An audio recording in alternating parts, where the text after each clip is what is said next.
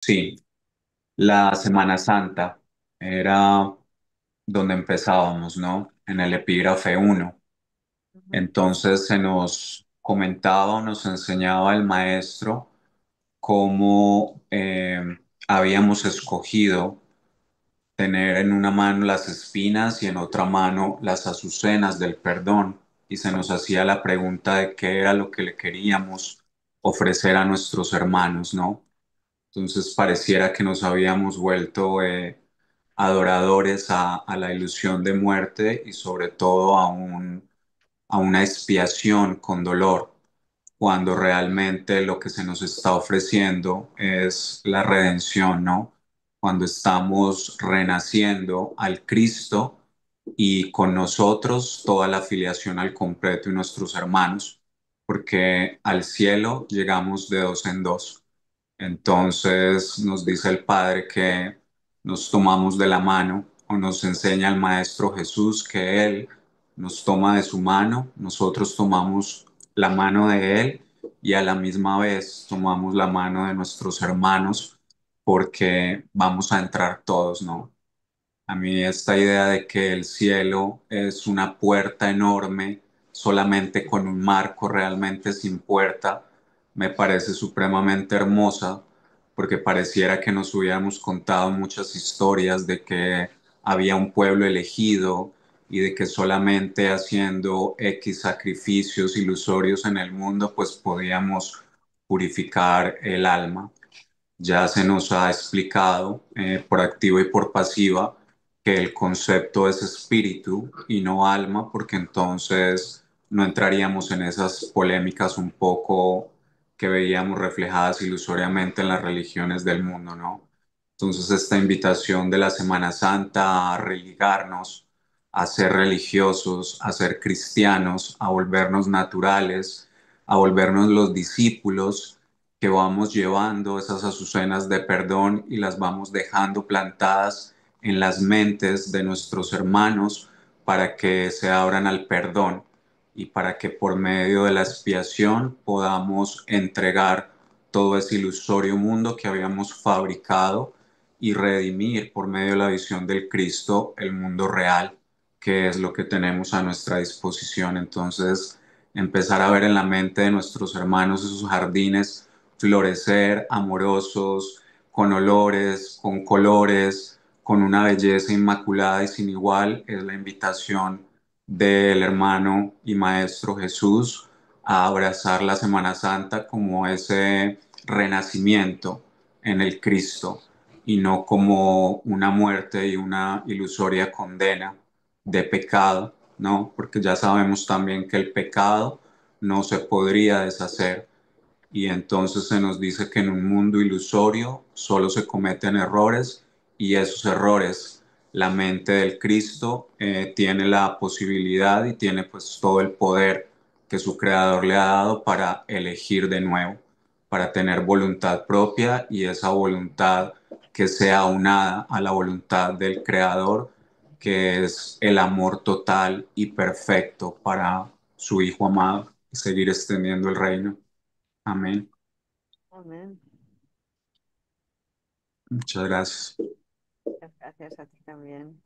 a todos. Vamos a Amén. ampliar un poquito esta idea de religiones y espiritualidad porque es interesante lo que el maestro nos enseña con respecto a que hay o religiones acertadas o verdaderas o Ujú, religiones equivocadas o falsas, ¿verdad?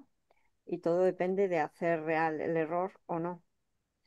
Por eso tampoco se salvaría el término espiritualidad. También hay espiritualidades equivocadas. Si la ujú, espiritualidad concibe la maldad como existente, también sería una espiritualidad equivocada.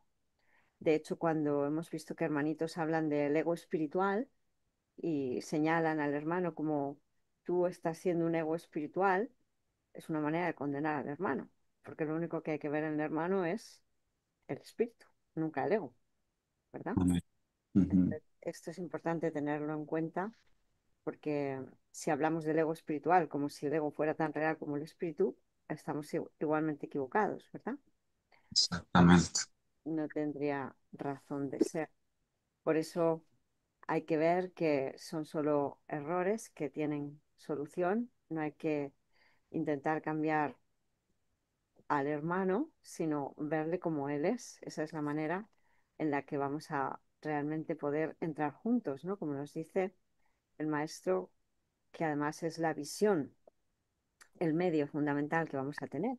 Por lo tanto, es clarificar mi propósito de qué quiero ver y eso será lo que tendré, porque tengo al Espíritu Santo enseñándome a ver correctamente todo lo que me rodea, que son los hermanos santos, que son, como bien explicabas, ¿verdad, San Andrés? Amén. Nuestros guías a la paz. Ya no nos condenamos con el hermano, sino que nos salvamos con él. Amén. Amén. A mí me gustaría también, Santa Maestra, rescatar esta frase que me pareció supremamente importante. Dice, la salvación es el despertar de las leyes de Dios en las mentes que han promulgado otras leyes a las que le han otorgado poder, el poder en vigor de lo que Dios no creó. Me pareció muy esclarecedor porque parecía que, claro, habíamos dado fuerza y como tú siempre nos explicas, teníamos la fe mal depositada.